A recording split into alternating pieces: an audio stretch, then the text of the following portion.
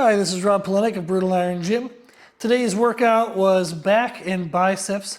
I'm still nursing a little bit of a bicep injury, so my workout is designed to work around that. However, if you want to try this workout, it'll still be very good, even if you have healthy biceps. So I started with upper traps as my focus. I do change a little bit of what my focus is every time I train back. However, my overall theme is trying to thicken my upper back around my shoulder blades. When I turn to the side, I want to have just more meat on my upper back. So it just looks thicker, and I think it's a better overall look than looking like kind of rounded and frumpy. So I want to get rid of that look. When I was doing powerlifting and I was doing a lot of deadlifts, I tended to grow more of my lats and my spinal erectors. My upper traps did grow well from the heaviness of the deadlift, but that was mostly just the upper portion of the traps, not the mid and lower traps.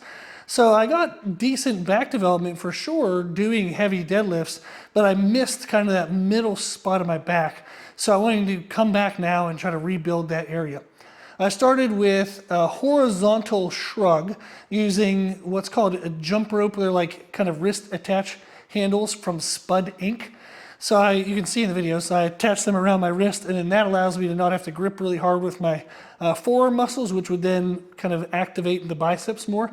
So with those wrist straps, I can just leave my hands kind of like in a loose fist, and it pulls through the wrist joint, and that allows me to keep my biceps out of that movement. I was focusing on a horizontal shrug to target more of that mid and lower trap area, the area right around and between the shoulder blades. I was using that to pre-exhaust the second movement, which was barbell shrugs, but I was using special plastic handles that go on a barbell that give it a neutral grip, and you'll see that linked in the description links for that company. But that grip allowed me to, again, reduce my biceps. And as I was shrugging up, I was able to shrug back.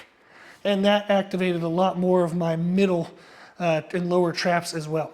So I did a couple good rounds of that, very high reps, because the high reps allowed it to be easier for me to gauge my bicep involvement. If I would go really heavy, muscles would want to help even if I didn't want them to help. So for me, it was better to stay a little bit lighter. I think I was around 16 to 20 reps. If you want to go heavier and do this for yourself, you could definitely do around 10 to 14. That would be my typical rep range if I had a healthy bicep. And then the second superset was a variation of a seated row using a mag grip, which is the maximum advantage grip. It's an angled underhand. And you would think that that would involve a lot of bicep, but where I actually injured my bicep is up at the top connection. And that grip allows me to eliminate a lot of the stretch and stress in that upper portion, because my arm is able to be in more of a natural position, whereas if I had to twist my grip, that can sometimes cause more activation in the upper bicep. Whereas if I allow my grip to be underhand, I can kind of protect the upper bicep by involving the lower bicep and really focusing on flexing my lats. So I was able to do really good there. And what I did, the technique I used was paused into rhythm reps. So I was doing the first reps where I'd pause in the contraction and then release, pause. And then once I felt like the quality of the pause was going to fail, I would go into rhythm reps, which would be still getting a contraction, but you're coming basically in and out of the contraction rather than pausing. I then paired that with one arm straight arm pull downs on the cable stack. That's a fun variation I like to do as opposed to like a two arm or dual arm position. So it's just fun. I like messing around with that. And I did the same technique of the paused into rhythm reps. I then, because the seated rows were feeling really good, I kept that positioning but focused on just a shrug, allowing my shoulders to go forward and backward. But I was keeping my elbow joint pretty much locked in place. So I was holding the elbow joint in place and then just stretching and squeezing through the shoulders to get more of that mid-back development. And then to finish out the workout, I did biceps. Really lightweight, high blood flow, just reminding my body that this thing still needs some help to heal and get stronger. So for that one, I set the pulley at around like waist height.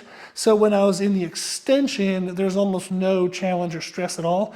And then as I would curl up, my forearm is becoming perpendicular to the cable. So this is actually when it was most loaded, but this is when your biceps in the safest position.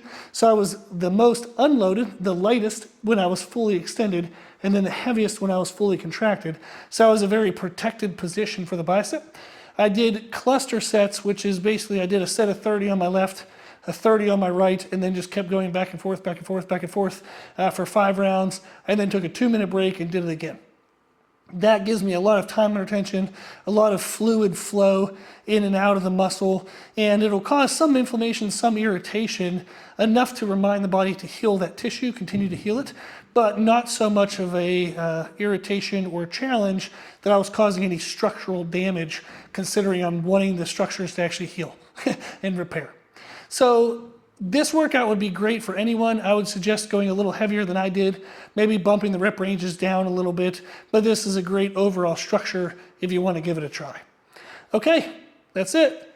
Thank you for watching.